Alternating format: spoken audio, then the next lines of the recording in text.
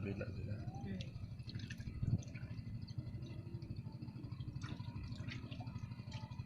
Kami na ng mga langgam ay nag-atang.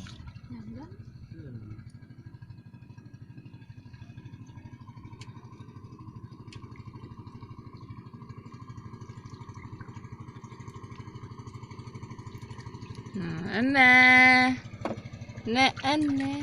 kuha ing ana ra pagkuha burag na munit sila kuno para ipaon sa dagko nga isla.